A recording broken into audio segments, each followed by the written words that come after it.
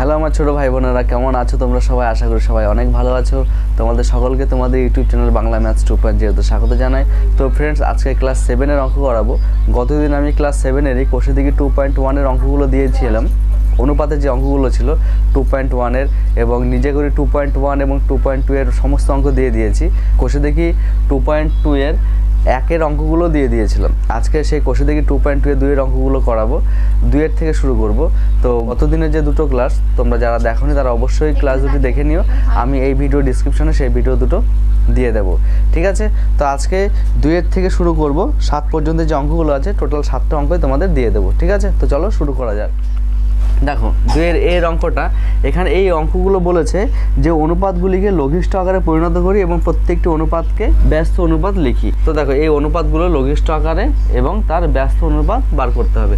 লঘিষ্ঠ আকার বলতে আমরা কি বুঝি? অনুপাতগুলোর ছোট রূপে বার করা, মানে কাটাকুটি করে। তাহলে দেখো একটা অনুপাতের প্রথমেরটাকে পূর্বপদ বলে, পরেরটাকে উত্তরপদ বলে। তাহলে পূর্বপদ চলে আসে ওপরে, মানে লব ভগ্নাংশ আকারে লিখলে, আর উত্তরপদ চলে আসে হর। তাহলে দেখো এই অনুপাতের মধ্যে দশমিক আছে, তাহলে দশমিক কী করে তুলতে হয়? দশমিক যেখানে থাকবে তাহলে দশমিকের জন্য 1, আর দশমিকের পরে যে কটা ঘর থাকবে সেই কটা শূন্য দিয়ে গুণ করতে হয়। কোথায়? যদি ওপরে দশমিক থাকে তাহলে নিচে, আর নিচে দশমিক থাকলে ওপরে, ঠিক আছে? তাহলে একইভাবে নিচে দশমিক আছে, দশমিকের জন্য যেহেতু নিচে দশমিক আছে তাই ওপরে গুণ করব, দশমিকের জন্য 1, আর দশমিকের পরে যে কটা ঘর থাকে, একটা ঘর আছে তাই একটা শূন্য দিয়ে, ঠিক আছে? দেখো ওপরে 10 নিচে 10 কেটে গেল। তাই এখানে যদি দেখো যে একই সংখ্যা আগে, একই ঘর আগে দশমিক আছে, ওপরেরটাতেও নিচেরটাতেও। দেখো ওপরেও 1 ঘর আগে দশমিক, নিচেরটাতেও 1 ঘর আগে দশমিক। তাই এই 10 দিয়ে গুণ না করলেও চলবে, সরাসরি দশমিক তুলে দিলেই হয়ে যায়। এবার 5 দিয়ে কাটাকুটি করব। 5 × 5 = 25, 5 × 10, 5 × 5 = 25। আবার 5 দিয়ে কাটাকুটি যাচ্ছে, 5 × 1 = 5, 5 × 5 = 25। তার মানে কত পেলাম? 1/5, সুতরাং 1:5। তাহলে এটা হলো লঘিষ্ঠ রূপ, ঠিক আছে? এবার ব্যস্ত অনুপাত কিভাবে লিখব? অনুপাতটা উল্টে যাবে, মানে 1:5-এর ব্যস্ত অনুপাত কী হবে? 5:1, ঠিক আছে? ব্যস্ত অনুপাত মানে উল্টে যাওয়া। পরের অঙ্কটা একইভাবে দেখো, আমরা যখনই অনুপাতটাকে ভগ্নাংশ আকারে লিখি, প্রথম পদটা পূর্বপদটা উপরে চলে যায়, তাহলে এর পূর্বপদ ওপরে চলে যাবে, পরের উত্তরপদটা নিচে বসে পড়বে, ঠিক আছে? আচ্ছা, তাহলে দেখো এখানে ভগ্নাংশ আছে জন্য ভয় পাওয়ার কিছু নেই, নিয়ম যেটা সেটাই থাকবে। পূর্বপদ ভগ্নাংশ আকারে লিখলে ওপরে চলে যায়, উত্তরপদ ভগ্নাংশ আকারে লিখলে নিচে চলে আসে। আচ্ছা, এবার দেখো ওপরে একটা ভগ্নাংশ, নিচে একটা ভগ্নাংশ, তাহলে দুটো ভগ্নাংশ যদি ভাগ আকারে থাকে তাহলে সেই ভগ্নাংশ দুটোকে গুণ আকারে লিখতে হয়। তাহলে গুণ আকারে লিখলে নিচের যে ভগ্নাংশটা সেটা উল্টে যায়, তাই না? কেন? আমার তো নিচের ভগ্নাংশটা ভাগ আছে ওপরেরটার সাথে, তাহলে ভাগটাকে যদি আমরা গুণ করি, ভাগকে গুণ করলে পরের ভগ্নাংশ উল্টে যায়। তাই 7/16, 16/7 হয়ে গেল। কাটাকুটি করো, 8 × 2 = 16। সুতরাং কত পেলাম? ওপরে পেলাম 10, নিচে পেলাম 7। অতএব 10:7, ঠিক আছে? এর ব্যস্ত অনুপাত কি হবে? লিখবো ব্যস্ত অনুপাত = 7:10, আর লঘিষ্ঠ রূপ পেলাম 10:7, ঠিক আছে? আচ্ছা, এবার দেখো সি এর অঙ্কটা করব। সি এর অঙ্কটার মধ্যেও কি আছে? দশমিক আছে। তাহলে একইভাবে ভগ্নাংশ আকারে লিখব, ওপরে চলে যাবে 0.7, নিচে চলে আসবে 0.49। আচ্ছা, এবার দশমিক তুলব। দেখো ওপরেরটা 1 ঘর আগে দশমিক, নিচেরটা 2 ঘর আগে দশমিক। তাই আমরা কি করব? দশমিক তুলব। যদি একই ঘর আগে দশমিক থাকতো এমনি উঠে যেত। আচ্ছা, ওপরে দশমিক তুলতে গেলে নিচে গুণ করব, 1-এর পরে একটা ঘর তাই একটা শূন্য দিয়ে, আর নিচের দশমিক তুলতে গেলে ওপরে গুণ করব, দশমিকের জন্য 1, আর 2 ঘর তাই 2টো শূন্য, ঠিক আছে? দেখো এই 10-এর সাথে একটা শূন্য কেটে গেল। এবার 7 দিয়ে 49-কে কাটলে 7 × 7 = 49। তার মানে উপরে পেলাম 10, নিচে পেলাম 7, সুতরাং 10:7। এর ব্যস্ত অনুপাত কী হবে? 7:10 হবে। একইভাবে এটাও দেখো, এই একই নিয়মে করতে হবে। ভগ্নাংশ চলে আসলো। আচ্ছা, তাহলে আমরা সরাসরি করব। প্রথম ভগ্নাংশটা লিখব। তাহলে কি দেখেছিলাম? প্রথম ভগ্নাংশটা লিখে গুণ করলে পরের ভগ্নাংশটা উল্টে যায় অনুপাতের মধ্যে, তাই এটা ডাইরেক্ট আমরা এই লাইনে চলে আসবো, ঠিক আছে? এই লাইনটা না করলেও চলবে। তাহলে কি করব? 2/5 আছে, 3/4 হয়ে যাবে 4/3, তাই না? অনুপাতটাকে আমরা গুণ আকারে লিখলে পরের অনুপাতটা উল্টে যায়। এবার দেখো কাটাকুটি যাচ্ছে কারোর সাথে কারো যাচ্ছে না, তাই উপরে পেলাম 8, নিচে পেলাম 3 × 5 = 15, সুতরাং 8:15। এর ব্যস্ত অনুপাত কি হবে? 15:8। আচ্ছা, তাহলে এটাকে একইভাবে করব। 22 আছে, এটা আছে মিশ্র ভগ্নাংশ, তাই মিশ্র ভগ্নাংশটাকে প্রথমে সাধারণ ভগ্নাংশ নিতে হবে। নিচে যেটা থাকবে সেটাই কি করে নিতে হয়? নিচের হরের সাথে পূর্ণ সংখ্যাটা গুণ করতে হয়, গুণ করে ওপরে যে লব থাকে তার সাথে যোগ করতে হয়। তাহলে করো 4 7 28, 28 আর 5 যোগ করলে 33। ঠিক আছে, 22-এর নিচে কিছু নেই মানে 1 আছে, তার মানে কি হবে 22/1 গুণ এটা উল্টে যাবে 7/33। এবার কাটাকুটি করবে, 11 দুগুণে 22, 3 11 33, তার মানে উপরে কত পেলাম 7 দুগুণে 14, নিচে পেলাম 3 একে 3, অর্থাৎ 14:3। এর ব্যস্ত অনুপাত কি হবে 3:14, 3:14 হবে ব্যস্ত অনুপাত। ঠিক আছে, এবার একইভাবে এটা করো, ভগ্নাংশ আছে, সুতরাং 7/15 গুণ 20/3, কাটাকুটি করবো, 5 দিয়ে 3 5 15, 4 5 20, আর কারোর সাথে কাটাকুটি যাচ্ছে না। উপরে পেলাম 4 7 28, নিচে পেলাম 3 3 9, সুতরাং 28:9। আর ব্যস্ত অনুপাত কি হবে 9:28। তাহলে খুব সহজভাবে বুঝিয়ে দিলাম, ভালো মতো করে ফেলবে। আর পরে যে জি আর এইচ এর অঙ্কটা আছে সেগুলো করি। দেখো এবার 2 এর জি আর এইচ, একইভাবে এটা কি আছে মিশ্র ভগ্নাংশ, একে সাধারণ ভগ্নাংশ নিতে হবে। নিচে 5 আছে, তাহলে 5 একে 5, 5 আর 2 7, আর গুণ করব, পরের ভগ্নাংশ উল্টে যাবে 10/7 হয়ে যাবে। ঠিক আছে, কাটাকুটি করব, 7-এর সাথে 7 কেটে গেল, 5-এর সাথে 10 কেটে গেল, 5 গুণে 10, নিচে 1, তাহলে উপরে কত পেলাম 2 আর নিচে কত পেলাম 1, সুতরাং 2:1। এর ব্যস্ত অনুপাত কি হবে 1:2। ঠিক আছে, একইভাবে পূর্বপদ চলে আসবে ওপরে আর উত্তরপদ চলে আসবে নিচে। আর দশমিক তুলব, দশমিকের ওপরে দশমিক তাই নিচে দশমিকের জন্য 1, আর দশমিকের পরে যে কটা ঘর থাকে সেই কটা শূন্য দিয়ে গুণ। এখানে দশমিক তাই নিচে দশমিক তাই ওপরে গুণ করব, দশমিকের জন্য 1 আর দুটো ঘর তাই দুটো শূন্য। একইভাবে 0 0 কেটে গেল। আর এখানে দেখো 44 আছে, 44কে 11 দিয়ে ভাগ যায়, তার মানে একেও 11 দিয়েই ভাগ যাবে। 11 দিয়ে 44কে ভাগ করলে 4 11 44, আর এখানে প্রথমে 5 দিয়ে দেব, আছে 56, 56কে 5 দিয়ে দিলে 55 হয়, 1 বিয়োগ করলে হয়, আর 1 আর 1 11, মানে 11কে 11, মানে আর কারোর সাথে কাটাকুটি যাচ্ছে না। উপরে কত পেলাম 4 10 40, নিচে পেলাম 51, তার মানে 40:51। এর ব্যস্ত অনুপাত কি হবে 51:40। ঠিক আছে, আচ্ছা এবার দেখো 3-এর অঙ্কগুলো বলেছে যে নিচের বিভিন্ন অনুপাত দিয়ে দিয়েছে, এদের মিশ্র অনুপাত নির্ণয় করি। মিশ্র অনুপাতটি গুরু অনুপাত নাকি লঘু অনুপাত নাকি সাম্যানুপাত। আচ্ছা, তাহলে মিশ্র অনুপাত প্রথমে বার করতে হবে। মিশ্র অনুপাত বার করে তোমাকে ওইগুলো বোঝাচ্ছি, কোনটাকে গুরু অনুপাত বলে, লঘু অনুপাত বলে, কোনটাকে সাম্যানুপাত বলে। আমি গত ক্লাসে যদিও বুঝিয়ে দিয়েছি, আবারও আমি এখানে বুঝিয়ে দেবো।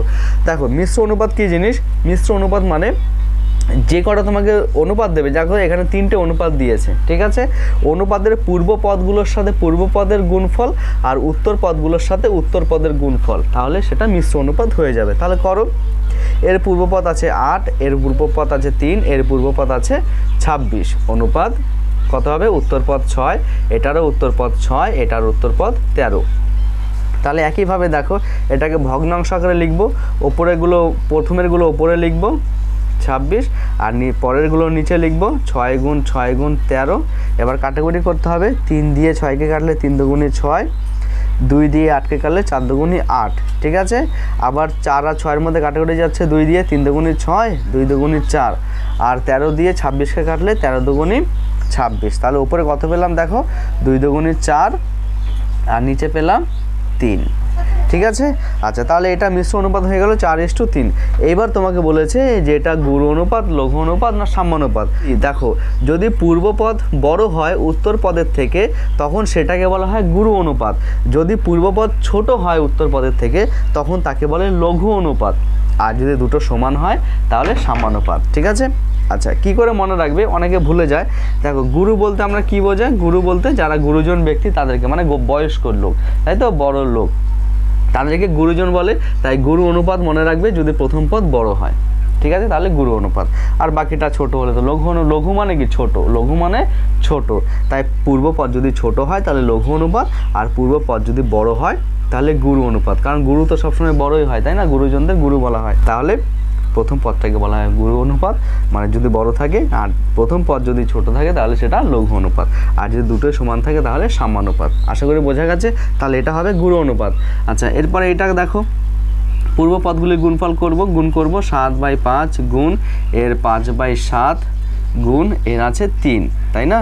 অনুপাত এর উত্তর পদ আছে 3 গুণ এর আছে 1 পূর্ণ 1/16 এর আছে শুধু 16, ঠিক আছে। আচ্ছা দেখো অনুপাতের এর আগে এরা গুণ আকারে আছে, তাই এদের মধ্যে আমরা কাটাকুটি করতে পারবো। করো, এই 5-এর সাথে এই 5 কেটে গেল, এই 7-এর সাথে এই 7 কেটে গেল, তাহলে কি পড়ে রইলো? শুধু 3, শুধু এর মধ্যে 3 পড়ে রইলো। আর এখানে দেখো এখানে আছে 3 গুণ, এটাকে প্রথমে ভগ্নাংশে নিতে হবে। 16কে 16, 16 রাখে 17, 17/16 গুণ 16। দেখো এই 16 নিচে কিছু নেই মানে 1 আছে, তাই 16-র ওপরের 16 নিচে 16 কেটে গেল, আর 3 আর গুণ 17, তার মানে এটাকে আমরা ভগ্নাংশ আকারে লিখবো। কেন? দেখো দুটোর মধ্যে কাটাকুটি যাবে, ওপরে পেলাম 3, পূর্ব পদটা উপরে চলে আসবে আর উত্তর পদটা নিচে চলে আসবে, 3 গুণ 17।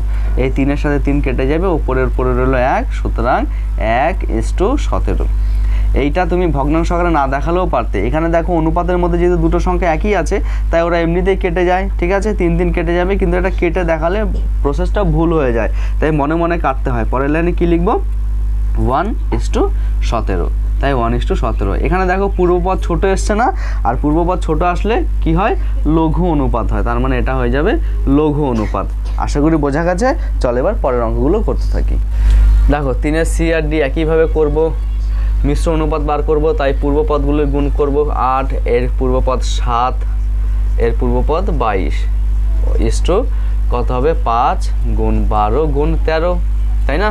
তাহলে একইভাবে এগুলোকে ওপরে লিখবো 8 গুণ 7 গুণ 22, আর নিচে 5 গুণ 12 গুণ 13। দেখো কারোর সাথে কারো কাটাকুটি যাচ্ছে?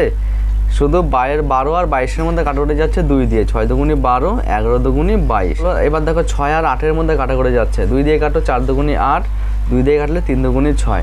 দেখো আর কারোর সাথে কাটাকুটি যাচ্ছে, ওপরে 4, 7, 11, 5, 3, 13, তার মানে আর যাচ্ছে না, তার মানে এবার গুণ করব। 7, 11, 77, 7 আর 11, 77, এবার 4 দিয়ে গুণ করলে কত হয়? 4, 7, 28, সাথে 2, 4, 7, 28, 29, 30।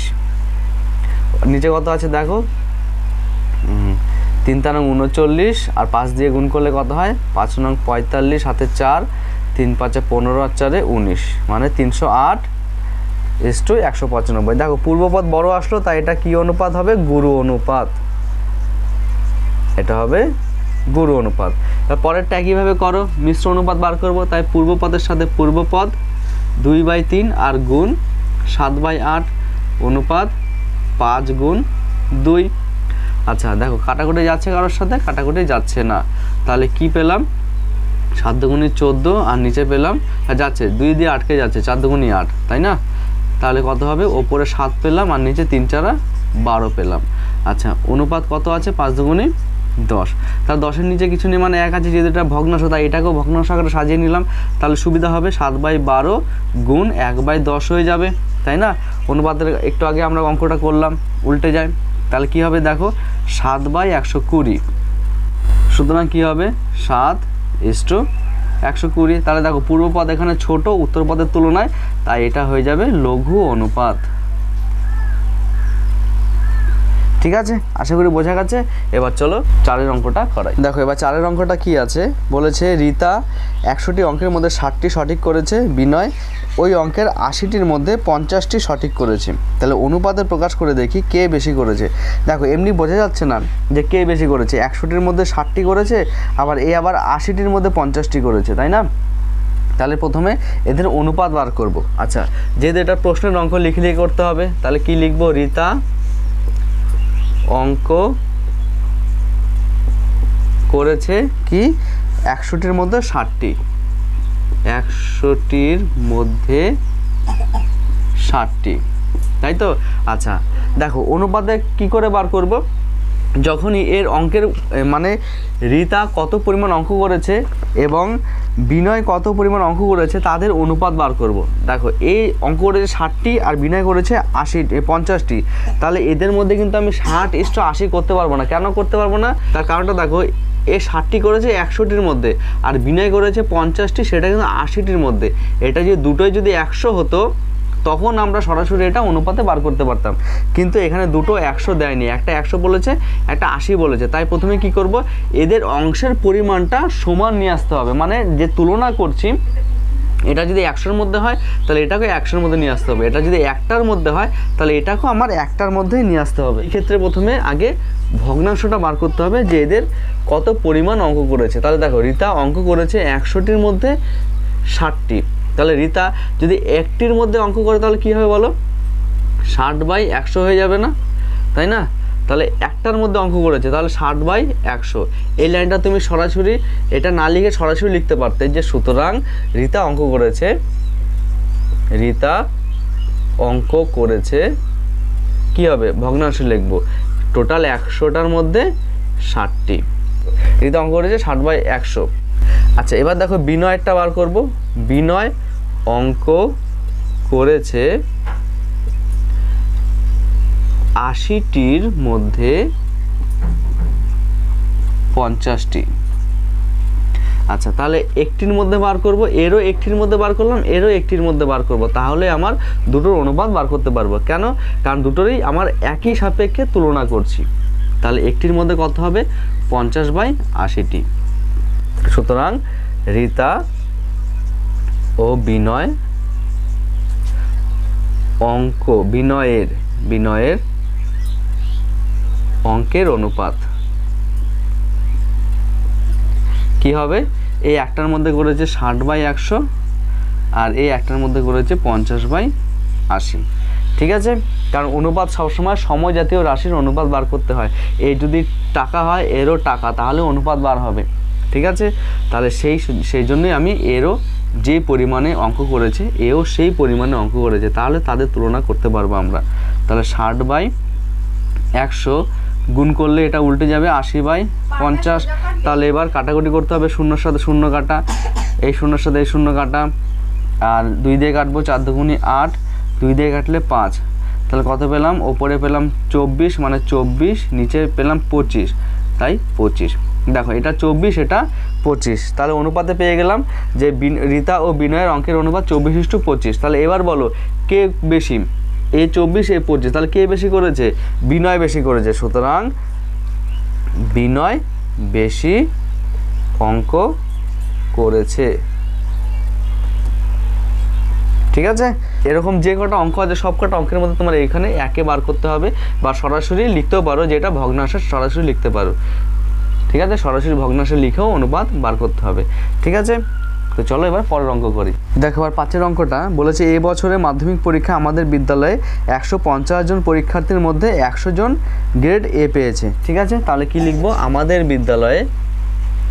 একইভাবে দেখো এটা অনুপাতে প্রকাশ করে কম বেশি বার করতে বলেছে। ঠিক আছে, তাহলে আমাদের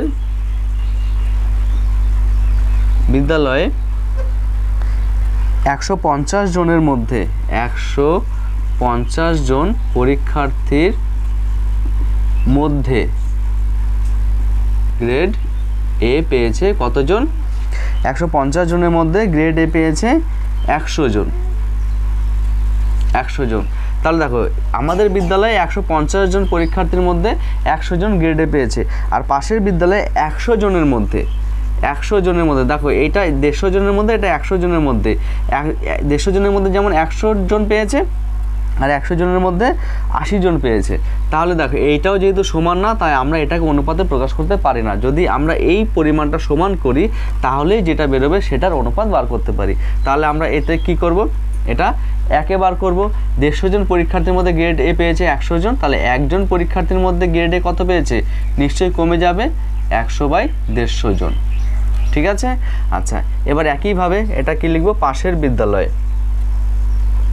পাশের বিদ্যালয়ে 100 জন পরীক্ষার্থীর মধ্যে গ্রেড এ পেয়েছে কত, 80 জন। তাহলে এটাও একের মধ্যে বার করব।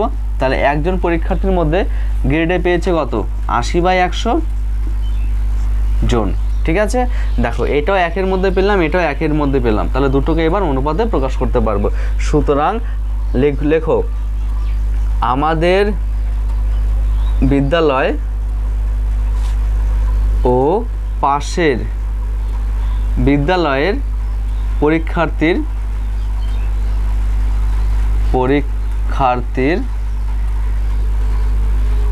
গ্রেড এর অনুপাত, গ্রেড এ অনুপাত কি হবে, দেখো আমি হাতের লেখাটা একটু, আমি যেহেতু তাড়াতাড়ি অঙ্কগুলো করা যেতে হাতের লেখাটা একটু অন্যরকম হচ্ছে, তোমরা একটু কষ্ট করে বুঝে নেও, আর আমি তো মুখে বলেই দিচ্ছি, আশা করি অসুবিধা হওয়ার কথা না। তাহলে আমাদের বিদ্যালয়ের কত, একজনের মধ্যে 100/150, আর পাশের বিদ্যালয়ে 80/100। ঠিক আছে, তাহলে এটাকে আমরা কি করব, কাটাকুটি করব। 100/150 অনুপাত আছে, তাহলে পরের ভগ্নাংশ গুণ করলে উল্টে যায়, 100/80 হয়ে যাবে। কাটাকুটি করো, 0-এর সাথে 0 কাটা, 0-এর সাথে 0 কাটা। আচ্ছা, তাহলে এবার 5 দিয়ে কাটো, 3-5 15, 5×20 100। 4 দিয়ে কাটো, 4×2 8, 4×5 20। তাহলে ওপরে কত পেলাম, ওপরে পেলাম 5, নিচে পেলাম 6। ঠিক আছে, তার মানে সুতরাং কত পেলাম, 5:6। তাহলে 5:6 মানে দেখো কে বেশি, এটা হচ্ছে আমাদের বিদ্যালয় আর পরেরটা হচ্ছে পাশের বিদ্যালয়। কারণ আমাদের বিদ্যালয়ের পরিমাণ আমরা আগে দিয়েছি, তাই আগের অনুপাত আমাদের বিদ্যালয়, আর পাশের বিদ্যালয় পরে লিখেছি। পাশের বিদ্যালয় তো এইটা, তাই পরেরটা 6। ঠিক আছে, তাহলে পাশের বিদ্যালয়ে বেশি পেয়েছে। তাহলে উত্তর কি লিখব, যে পাশের বিদ্যালয়ে ছাত্রছাত্রী গ্রেডে বেশি নম্বর পেয়েছে। ঠিক আছে, তো আশা করি বোঝা গেছে। চলো এবার পরের অঙ্ক করি। দেখো এবার পরের অঙ্কটা দুটি বাড়ির দামের অনুপাত দিয়েছে। তাহলে লেখো, দুটি বাড়ির দামের অনুপাত কত দিয়েছে, 4:3। দ্বিতীয় বাড়ির দাম কত দিয়েছে, 4,20,000, 4,20,000 টাকা। ঠিক আছে, তার প্রথম বাড়ির দাম কত, আর পরে যেটা বার করতে বলেছে সেটা আমি পরে বলছি। দেখো দুটো বাড়ির দামের অনুপাত দিয়েছে 4:3, দ্বিতীয় বাড়ির দাম দিয়েছে, আর প্রথম বাড়ির দাম কত সেটা বার করতে হবে। তাহলে সুতরাং বলে আমরা লিখতে পারি তো, যে প্রথম বাড়ি বাই দ্বিতীয় বাড়ি, সুতরাং কত, এটা যেহেতু ভগ্নাংশে লিখছি তাহলে এটাকে আমরা ভগ্নাংশে লিখতে পারি 4:3কে 4/3। ঠিক আছে, আচ্ছা যেহেতু অনুপাত দিয়েছে, অনুপাতটাকে আমরা ভগ্নাংশ করে লিখলাম। দেখো এখানে কার মান দিয়েছে, দ্বিতীয় বাড়ির দাম দিয়েছে, তার মানে কি লিখব, প্রথম বাড়ির দাম বার করতে হবে। সুতরাং প্রথম বাড়ি কি লিখতে পারি, 4/3-এর সাথে দ্বিতীয় বাড়িটা প্রথম বাড়ির সাথে ভাগ আছে, তাহলে এই পাশে আসলে কি হয়ে যাবে, গুণ হয়ে যাবে, দ্বিতীয় বাড়ি গুণ হয়ে যাবে, তাই না। সুতরাং প্রথম বাড়ি কি হবে, 4/3 গুণ দ্বিতীয় বাড়ির দাম কত দিয়েছে সেটা বসিয়ে দেব, 4, 20, 0, 0, 0। এবার কাটাকুটি করো, 3 দিয়ে পুরো কাটবো, 3-1-কে 3, আর 12 হলো, 3-4 12, আর 0, 0 বসে পড়বে। এবার কত হবে, 4×14 56, 4টে 0। আচ্ছা এইবার দেখো, তাহলে আমরা এই অনুপাত থেকে আমরা দ্বিতীয় বাড়ির প্রথম বাড়ির দামটা বের করতে পারলাম। ঠিক আছে, দ্বিতীয় বাড়ির দাম এইটা আর প্রথম বাড়ির দাম এইটা। এইবার কি বলেছে দেখো, বলেছে যে প্রথম বাড়িটির দাম যদি 70,000 টাকা বেশি হতো তবে তাদের দামের অনুপাত কত হবে। তাহলে প্রথম বাড়িটির দাম বলেছে 70,000 টাকা বেশি হতো, তাহলে লেখো কি লিখবো, আমি মুখে বলছি তোমরা লেখো, প্রথম বাড়ির দাম 70,000 টাকা বেশি হলে প্রথম বাড়ির দাম হতো কি হবে, 56, 1, 2, 3, 4, 5,60,000-এর সাথে 70,000 যোগ হবে টাকা। ঠিক আছে, কত হবে দেখো, যোগ করো, 3টে 0-এর সাথে 3টে 0 যোগ হয়ে যাবে, আর 60-এর সাথে 0, এই 0 যোগ করলে 0, আর 6-এর সাথে 7 যোগ করলে 13, হাতে 1, 5-6 মানে 6,30,000 টাকা। ঠিক আছে, তাহলে এইটা গেল প্রথম বাড়ির নতুন দাম। তাহলে বলেছে যদি প্রথম বাড়ির 70,000 টাকা বেশি হতো তাহলে যে নতুন দাম হতো সেই দামের সাথে দ্বিতীয় বাড়ির অনুপাত কত হবে। তাহলে কি লিখবো, সুতরাং প্রথম বাড়ি ও দ্বিতীয় বাড়ির অনুপাত কি হবে, প্রথম বাড়ির দাম কত পেলাম, 6,30,000 টাকা, আর অনুপাত দ্বিতীয় বাড়ির দাম তো দিয়েই দিয়েছে 4,20,000 টাকা। কেমন, তাহলে এটাকে আমরা কি কাটাকুটি করব ভগ্নাংশে নিয়ে। দেখো 0-এর সাথে 0, 0-এর সাথে 0 কেটে যায়, 0 কেটে যায়, তাহলে 15/63/42, 7 দিয়ে কাটা যাবে, 6-7-42, 7 নং 63। আবার 3 দিয়ে কাটলে কত হয়, মানে 9/6 আসলো, 3 দিয়ে কাটলে 3 দুগুণে 6, 3 তিরিকা 9, সুতরাং 3:2। ঠিক আছে, জটিল অঙ্ক সহজভাবে বুঝিয়ে দিলাম, আশা করি বোঝা গেছে। তাহলে কি পেলাম, যে নতুন অনুপাত কত পেলাম, 3:2, এটাই হয়ে যাবে উত্তর। এবার 7-এর অঙ্কটা করাই চলো। দেখো এবার 7-এরটা বলেছে যে একটা বাঁশ আছে, বাঁশের থেকে একটা টুকরো কেটে নিল, তাহলে দুটো টুকরো হলো, এই একটা টুকরো এই একটা টুকরো, এই দুটো টুকরোর অনুপাত 3:1। ঠিক আছে, তাহলে এই 3:1 থেকে তোমাকে প্রথম পাশের টুকরো যদি দিয়ে দেয় তাহলে দ্বিতীয় পাশের টুকরোটা কত হতে পারে, অথবা দ্বিতীয় পাশের টুকরো দিয়ে দিলে প্রথম পাশের টুকরো কত হতে পারে, এই অনুপাত থেকে বার করতে হবে। ঠিক আছে, তাহলে দেখো এটা 3:1, মানে প্রথম 3টা হচ্ছে প্রথম পাশের টুকরো, 1-এর পরিমাণটা হচ্ছে দ্বিতীয় পাশের টুকরো। তার প্রথম পাশের টুকরো যদি 30 দিয়ে দেয়, তার মানে কি দেখো অনুপাত হচ্ছে 3/1। তাহলে এর অনুপাত প্রথম পাশের টুকরো বলেছে 30, যদি 30 হয় তাহলে দেখো নিচে কত হবে। একটা অনুপাত থাকলে আমরা ওপরে যত দিয়ে গুণ করি নিচেও তত দিয়ে গুণ করতে হয়, তাহলে যে ভগ্নাংশটা পাই সেটাকেই বলা হয় সমতুল্য ভগ্নাংশ। এখানে ঠিক সেই নিয়মটাই এখানে অ্যাপ্লাই করব। কীরকম দেখো, ছিল 3 প্রথম পাশ বলেছে যদি 30 হয়, তাহলে দেখো 3 থেকে 30 কি করলে হয়, 10 দিয়ে গুণ করলে হয়। ঠিক আছে, তাহলে নিচেও নিশ্চয়ই 10 দিয়ে গুণ করব, তাহলে কত হবে 10, 3 10 30, 10 1 10। তাহলে কি হবে, প্রথম পাশের টুকরো যদি 30 হয় তাহলে দ্বিতীয় পাশের টুকরো 10 ডেসিমিটার।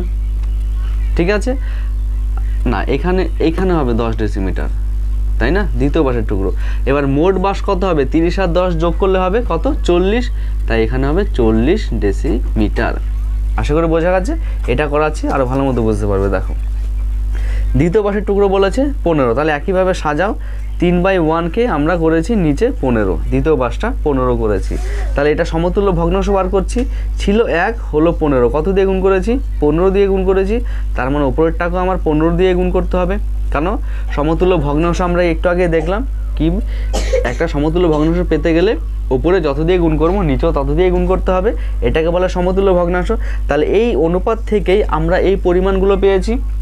তাহলে এই 1-এর থেকে আমরা 15 লিখেছি, তাহলে 1-এ কত করে গুণ করে নিয়ে আসতে হবে, যোগ বিয়োগ করে কিন্তু হয় না, হয় গুণ অথবা ভাগ। তাহলে 1 থেকে 15 এসেছি, তাহলে 15 দিয়ে গুণ করেছি, 15কে 15, তাহলে উপরটাকেও 15 দিয়ে গুণ করতে হবে, 3 15 45। তার মানে প্রথম টুকরো কত হবে, 45 ডেসিমিটার। আর মোট টুকরো কত হবে, দুটো যোগ এখানে দেখাবো না, এখানে যোগ করব, 45 যোগ 15 কত হবে,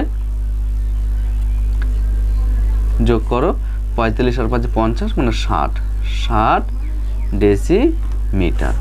ঠিক আছে, তো ফ্রেন্ডস তোমাদের কোষে দেখি 2.2 এর অঙ্কগুলো আমি কমপ্লিট করে দিলাম। আচ্ছা, এরপরে যে কোষে দেখি 2.3 সেই অঙ্কগুলো ধরবো। তো ভিডিও আজকে এই পর্যন্তই। আর ভিডিওটা যদি ভালো লাগে অবশ্যই চ্যানেলটিকে সাবস্ক্রাইব করে তোমার দাদার সাথে থেকো, তোমাদের বন্ধুদের সাথেও ভিডিওটি শেয়ার করতে ভুলো না। আবার দেখা হচ্ছে নতুন একটি ক্লাস নিয়ে, ততক্ষণে ভালো থেকো।